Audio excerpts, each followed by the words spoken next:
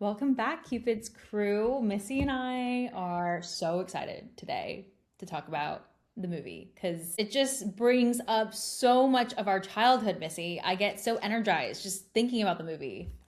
I loved this movie so much. It just reminded me of middle school, girlhood. I don't know, it just was amazing. And I'm so happy that we're going to talk about it. And it's interesting because I was telling my brother, because, he's my side rom com professional too. And I was telling him about this week's episode. He's like, that's not a rom com. Not that he has that deep of a voice because he really doesn't. But he goes, Missy, that's not a rom com. I'm like, yes, it is. So I'm excited to get into it with you. Me too. Okay, but I want to know if our listeners will be able to know what movie we're talking about by just giving a couple of hints. Ooh, okay. Okay, one is Dolphin. Dolphin. Okay. Two, I can't do it though, but a guy has the move.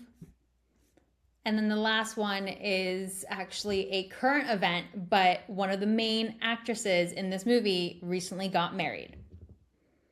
Ooh, yeah, that was a good one. Yeah, right? So I want to just give, a couple of seconds to our listeners, maybe think about it. So I think our listeners by now would have gotten the movie that we're talking about today with the last hint. I think the last hint could have really given it away with Dolphin and then the most recent actress, aka Emma Roberts. Roll. Today Yeah. we're talking about. Do you want to reveal? Aquamarine.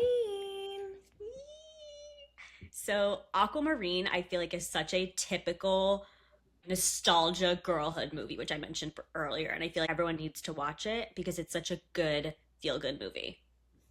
Yes, there are so many things from the movie, which I know we're going to get into, that just brings me back to the 2000s. And Mm. I mean, just also the fact that I think it's, a coming of age movie makes it very good to watch back on because everybody at one point has to grow up. And I think Yes. watching it now, looking back on it, it gives such a different, I don't know, maybe viewpoint than when I watched it when I was younger. So it's nice to have a coming of age movie that allows for that to happen. Yeah. Well, before we get into it, I'm going to read the synopsis just so that we can, in case anyone who hasn't seen it needs to know what we're talking about. So, two teenage girls, JoJo and Emma Roberts, discover that mermaids really do exist after a violent storm washes ashore.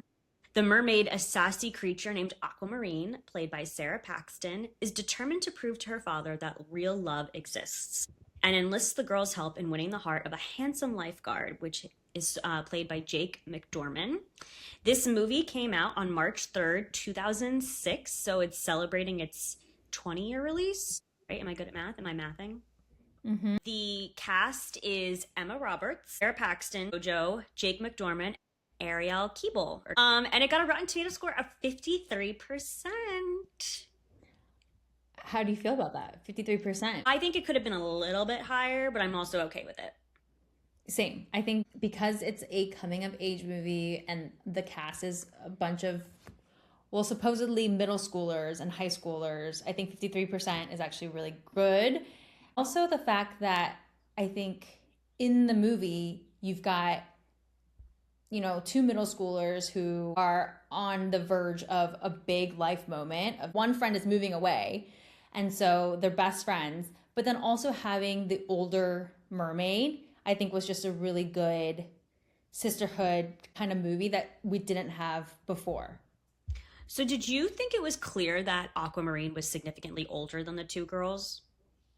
I don't think significantly, but I did think that she was older when I, Are we thinking like middle school, high school? yeah, that's what I was thinking when I Got watched it. it. Okay, yeah. Yeah. Which tracks because I got to spill popcorn for you right off the bat. Emma Roberts and JoJo were only 14 at the time when they filmed this movie. They So were, they were actually, yeah, they were actually the same age and they were the age of the characters they were playing, which I think really is a testament to how well they played those characters, considering they were middle school girls at the time. And then Sarah Paxton was 17 and Jake was 19. So their on screen kiss was not super cringe because they were, I guess, age appropriate ish. Oh my gosh, wow. Yeah, that means that they were all relatively playing their age. Yeah. They Which were. I think we lose a lot of those in TV shows. We have a lot of these older actors and actresses playing high school or middle school kids. And I think you could clearly tell the gap. I'm gonna play devil's advocate really quickly, which I rarely do. Missy's usually the one who's prepared for the other side of. Okay, I also thought that until recently, I found out how old Millie Bobby Brown is.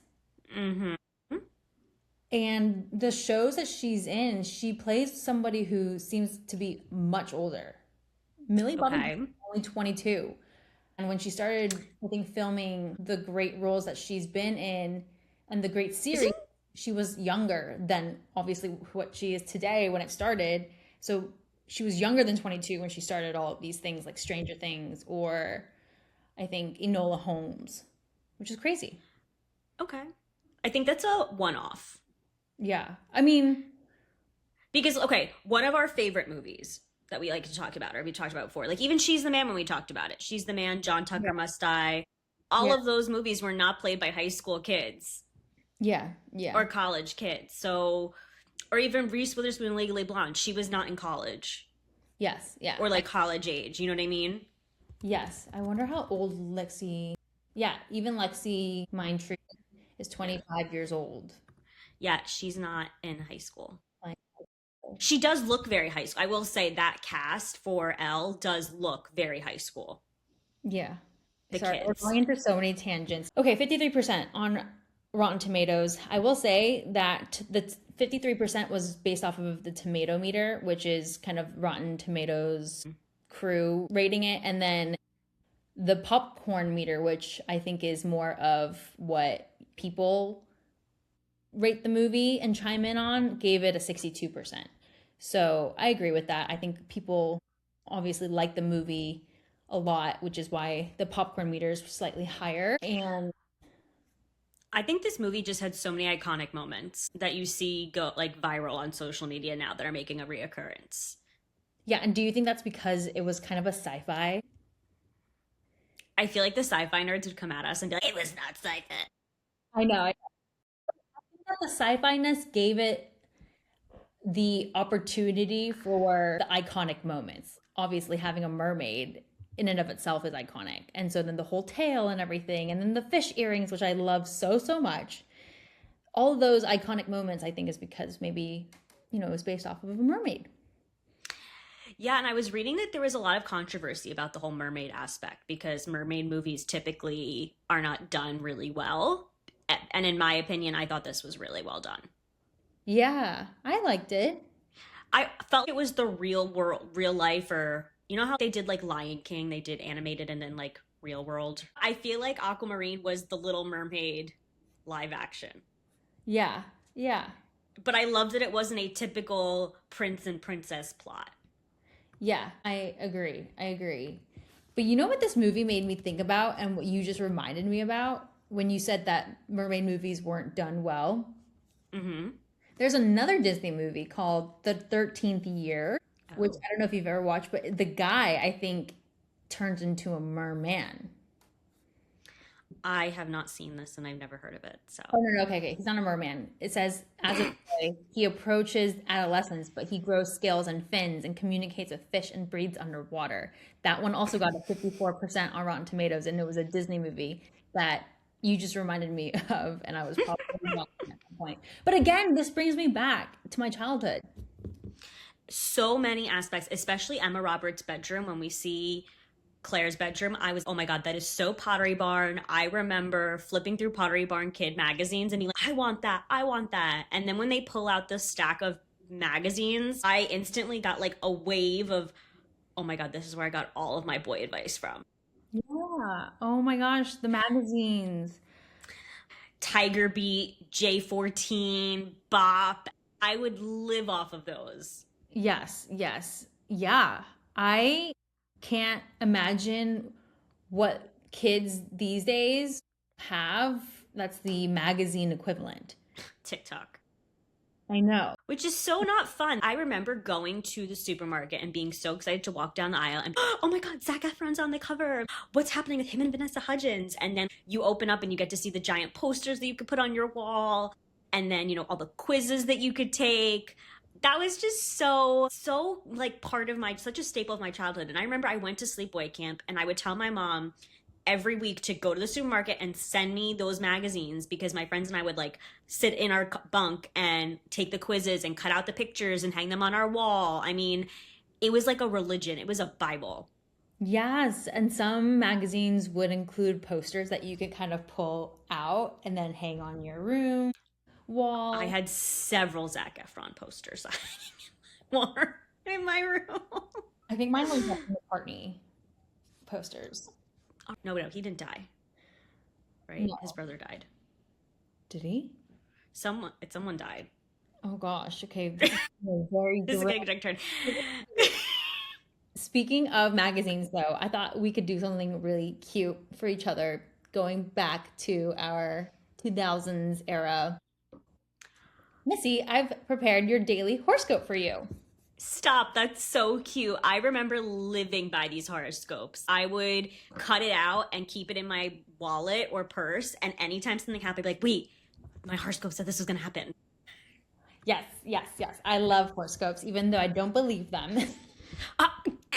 Okay. Well, this is good because it's August, the beginning of August. It's a new month. So let's see what this horoscope holds for us.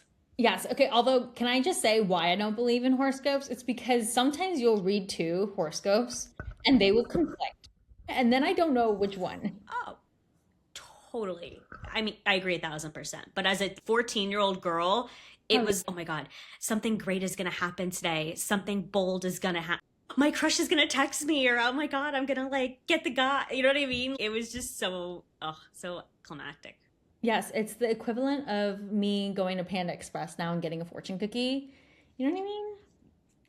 I love that analogy. Okay, give me my fortune. I'm ready. Okay, so this one is from horoscope.com because let's just say that I combed through a couple of different publications and I wanted to find a juicy one. So, okay. Missy, the wind is blowing quite strongly today, and you'll find that things are flying around in a frenzy, Scorpio.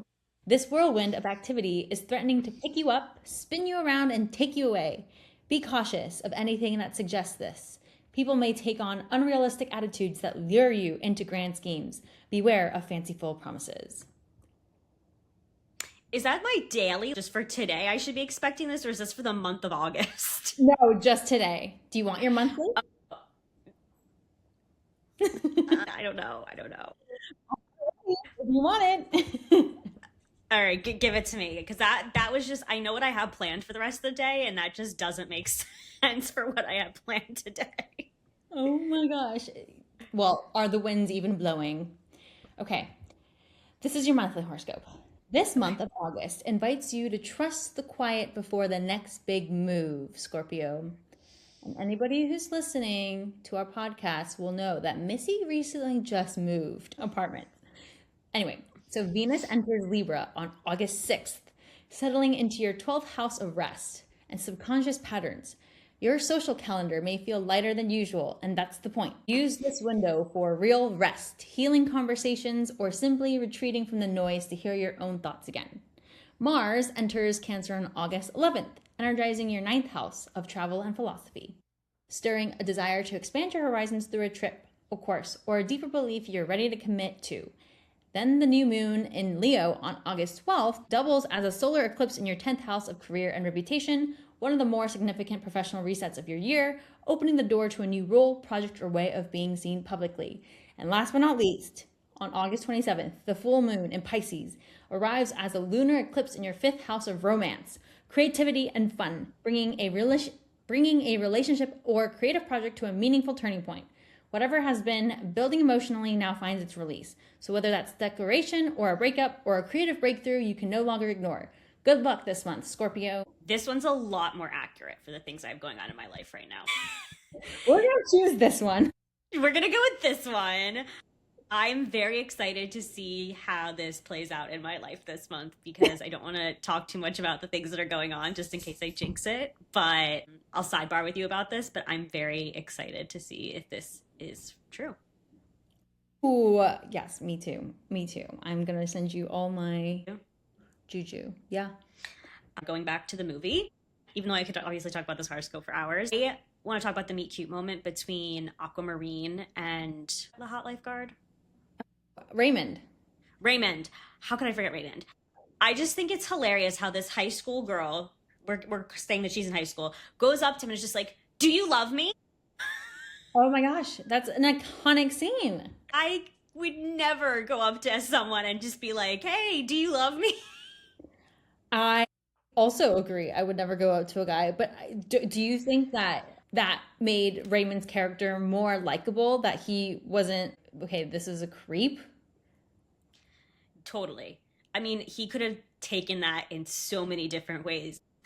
Yeah, he could have just said, I will, that girl's weird, stay away from her. But I think he was so kind. And that's why he also saved Emma Roberts' character from the pool where Ariel's Cecilia, her name in the Cecilia, almost ordered some guy to throw Emma Roberts' character into the pool when she was obviously afraid of water. And Raymond said, no, no, no, leave her alone. And I thought that made Raymond's character more likable for Aquamarine. I liked that Raymond wasn't your typical like jock, jerk, Yeah. athlete character.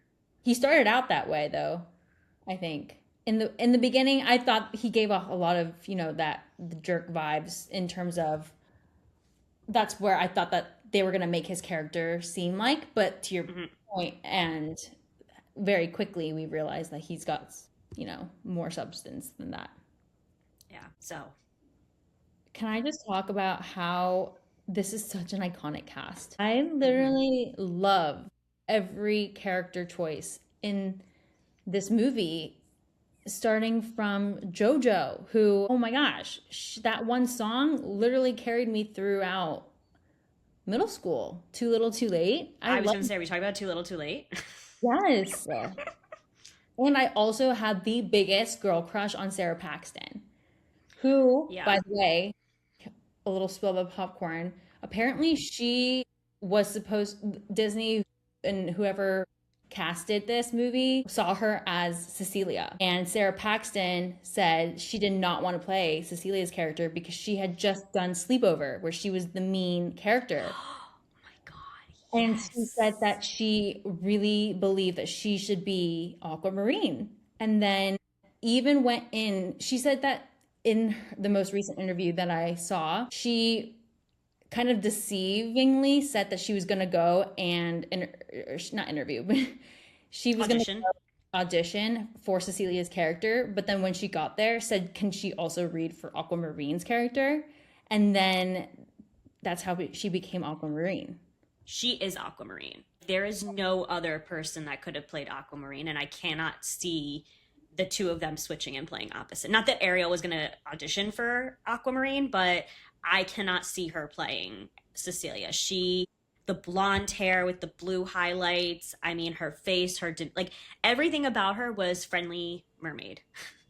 Yes, and that just goes to show how actors and actresses, I mean, they know what they're doing. So the fact that she had just done Sleepover, knew she could play a mean character, but demanded that she be Aquamarine. The fact that Sara Paxton knew that she had just done Sleepovers and done a mean character and knew that she would be such a good Aquamarine goes to show how actors and actresses, I think, can really tell their range and their ability, which not everybody, not even these casting directors, could see until she fought for it.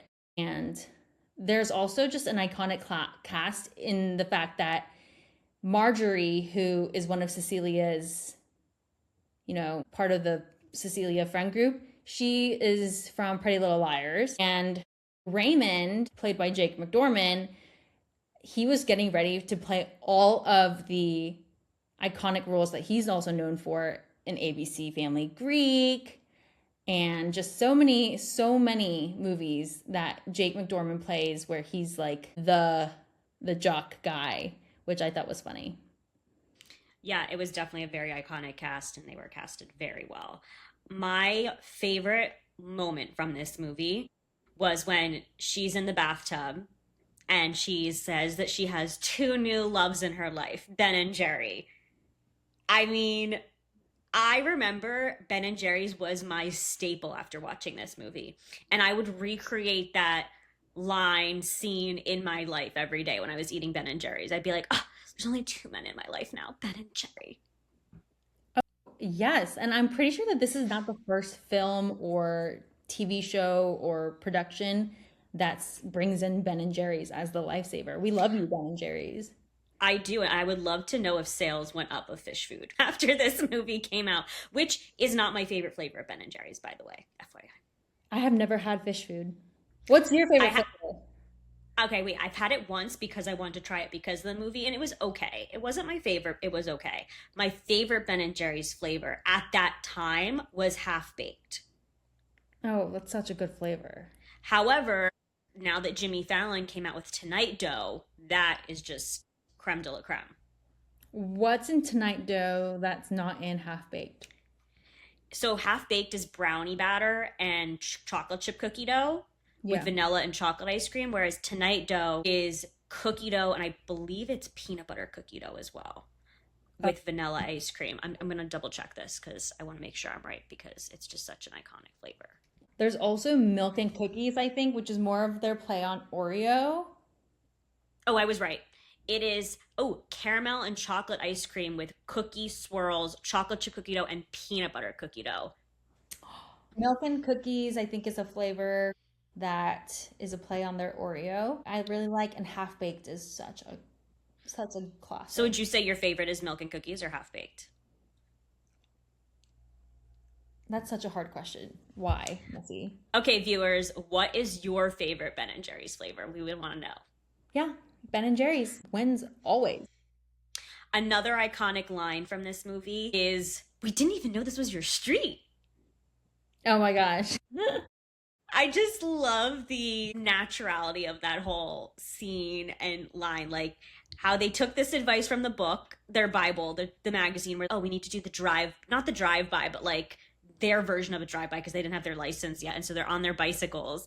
And then they're just having fun doing girl things, which I totally remember doing that as a teenager. Being, oh, we have to get them to notice us. So let's play football on the beach or let's do something like, you know what I mean? Like, let's act crazy and laugh really loud. And then watching it play out in Aquamarine and then her fall. And then she, oh my God, we didn't even know this was your street. And he's just like, uh-huh, this girl just told me she loves me.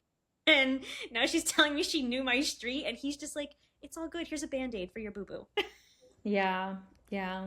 No, you bring up a scene that makes me really like the movie even more was I think how it was set near a beach and it was a very beach town vibe, very sunny. And I think when I watched this the first time, I was so jealous of every little aspect that reminded me of like this little beachy town. The fact that, you know, even they had a carnival where they could go on the little river with their little buck boats.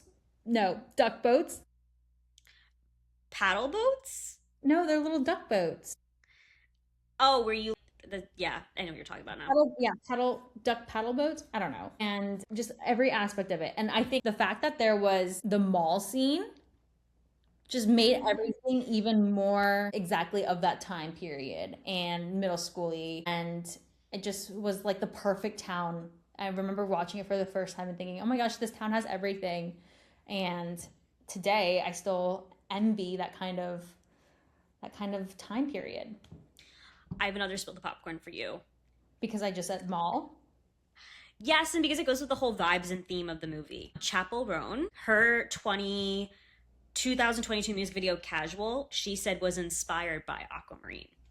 Oh, So clearly this movie had such an impact on our generation. Are we the same age as Chapel Roan? I think we are the same age as Chapel Roan. well, let's see how old she is. Do you think she's older or younger? I want to say she's exactly the same age because I think that's a safe answer.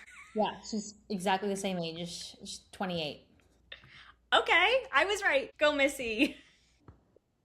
let's go back to how we just gave a lot of spill the popcorns, but I think that the meet cute moment, even between the friends, I think is really sweet. This movie was just a love story to friends who become sisters, and then they add another sister. And it's also a love story, I think, between mother and daughter, because JoJo and the character who played her mom had such a strong understanding too. And it was just a lot of forgiveness, but also sacrifice. So I think that this movie had such a good, it's such a strong anchor, was the bigger themes of sacrifice and friendship and sisterhood and just forgiveness and yeah, love. Sorry, I had a light bulb moment. I don't know if you saw it, but I literally had a light bulb moment. Yeah. In this movie, Jojo and her mom are getting ready to move away for Jojo's mom, her job in Australia, right? And Yeah. throughout the movie, we see Jojo's attitude kind of change towards her mom. Towards the end, she's, you know what, my mom's sacrificing, she's doing this for me. It's okay, we're still gonna be friends. Same time, Sarah Paxton, who is in Sleepover, the main character in that movie, the girlfriends, her mom is also moving away for another job. Ooh, that's a bit. Not Sarah Paxton's character, but the girl who played in Spy Kids Carmen, her friend is Yeah, moving away, and she also has feelings about how, like, she's mad at her parents and her mom for the big move. okay, this is a hard question for you. If you could only watch sleepovers for the rest of your life or Aquamarine,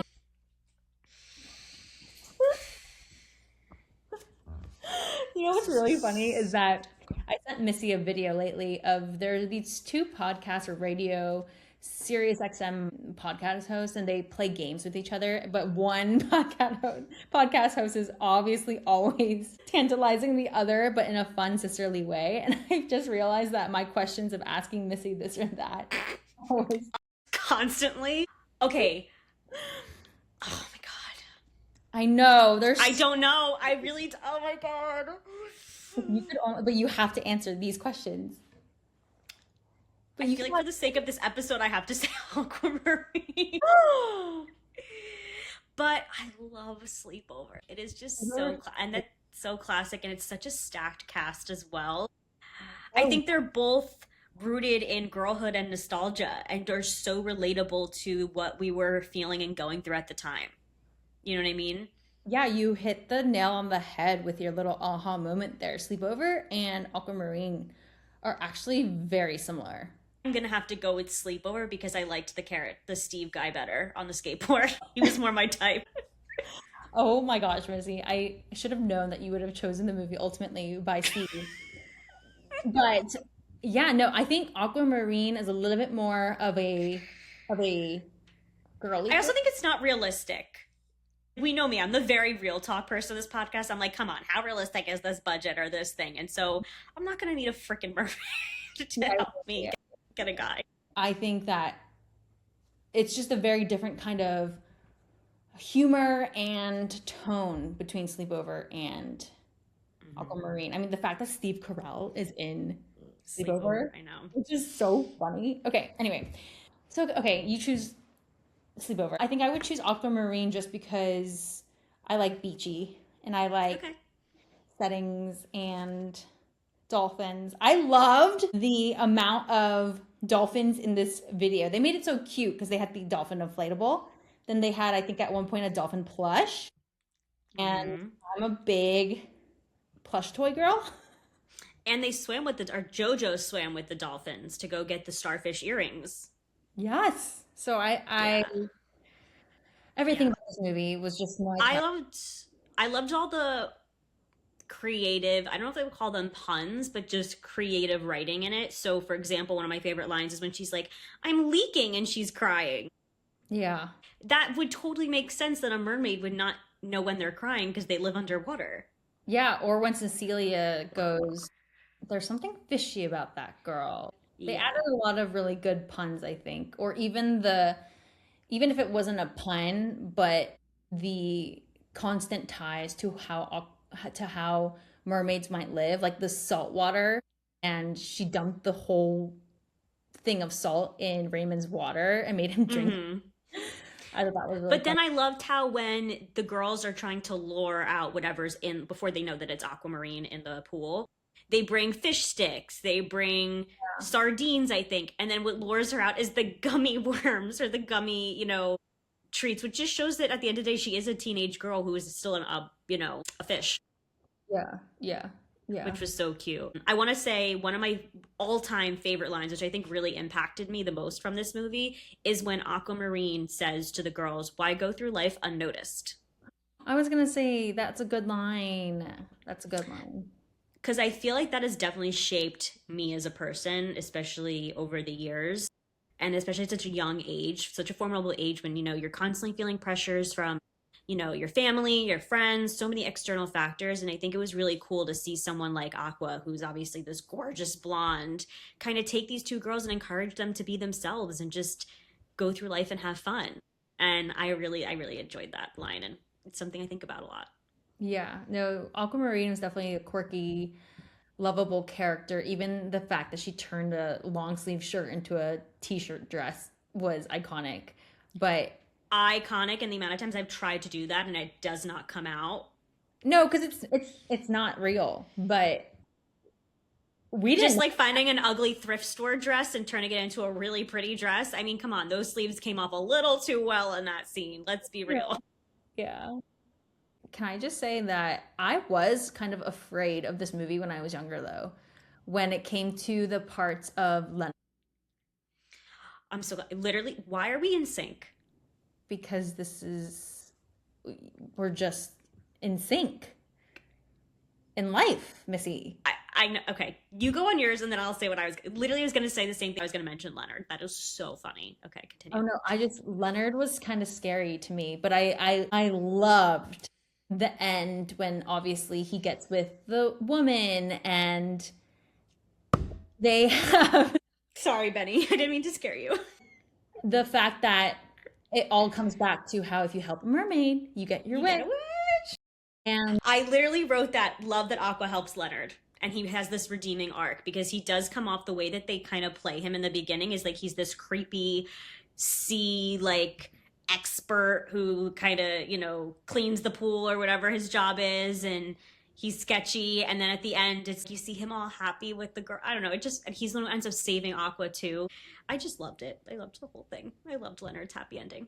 which is why I would argue anybody who says that this isn't a rom-com because it obviously has the com.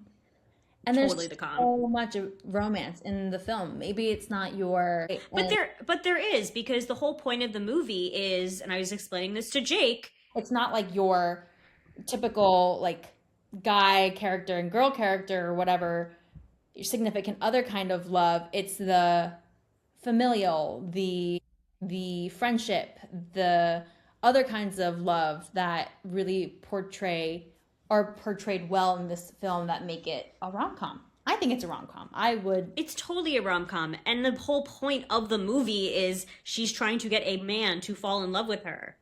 Yeah. Or she's I mean, obviously, trying to prove love exists. yeah, That's ultimately so. which was so cinematic when the girls say in the pool, in the water, in the ocean, "We love you, Aqua," and then all of a sudden, the whole scene is like calm because the dad realized, oh, she said love. Yes, which I think has another hidden layer component to it all, which is how parents, or not even just parents, but people who are older, I think know a lot more than the younger people. And I'm a big believer in that as I grow older. Not every old person out there is probably wiser than the younger, but the dad, even though Aqua thought, originally the love that she needed to find was with a guy, the dad was just you've proven love exists even if it's with your friends. And that's very a wise thing I think to notice because when I watched it when I was younger, I did not know that's kind of a plot twist that could happen, like Of course. We're younger, we're watching it as, teenage girls. Oh my God, she needs to get the guy. She needs to get the cute lifeguard, or something needs to happen with the cute lifeguard. And then it's the whole plot twist of, no, actually, your girlfriends can be the loves of your life. yeah, yeah. I really quickly want to say before we wrap up, my favorite aspect of this movie, and I didn't catch on to it when I was younger watching it, but caught on to it rewatching it as an adult now. The whole reason behind her wanting to find love is because Aqua saw Emma Roberts' parents on the boat being so in love. I know that was a very sad scene for me, to be But honest. I loved the full circle moment of it all. That it kind of they all were connected and you know what I mean? No, I loved it too, but it just made me so sad that that had to be written into the story. I mean, I understand that it probably wouldn't have had the same effect, but just that's such a sad storyline that when I was younger, thought it was really It sad. went over my head. I just now this movie has made me realize that it's going to be around for years to come because it will always have these elements that are universal and timeless. But more importantly, I'm realizing that what makes these movies really timeless is the fact that it's kind of it's proof that that's what the 2000s looked like. It's such a different time now, and I think people are going to always look back to the 2000s saying, wow, that was what life was like. It's like when we watch something from the 60s or whatever, or the 50s, and just say, oh wow, there was something romantic about that too, that the Mhm. 2000s will always have in our hearts. I think we need to end the episode with talking about how Aquamarine is coming back. Yes. Did you read this? Yes, and that's the perfect way to end this, so we have something to look forward to. Hmm. And I think Emma Roberts said she was going to be on board. She was coming back. I don't know if some of the other cast was confirmed, but I know Emma Roberts definitely said. And I think it's going to be a TV show, not a movie, from what I remember. Yeah. So I'm really excited to see how they're going to take this 20 years later. And I'd love to hear from our viewers what they would want to see in the movie or show, the new adaptation, what things they would like to not see. I would love to get an update on Raymond too and just see if he ever made it to Fiji to see Aqua ever again. That would be very cute. I want to know if the girls ever make it out to Australia, and that seems very realistic Oh, about. those girls are friends still to this day. I'm very strong, feel that. Yes. And with that, we will end, but I do want to also add on to your spill the popcorn really quickly to also help with us looking forward to the pilot return. Hmm. The creative team for who wrote the soon to come Original. TV show also wrote and worked on The Bold Type, which I don't know if you've ever watched on I think it was on even ABC Family. ABC, yeah. But for anybody who is a fan of The Bold Type, they are going to be in for a treat. All right. Alrighty, well, let Thanks, us know what you think, fellow mermaids. fellow mermaid. And hopefully, you guys will get to hear in next week's episode some more updates about how my fortune or horoscope is coming along. Yeah, we need to do daily horoscopes more often. Okay, bye. Okay,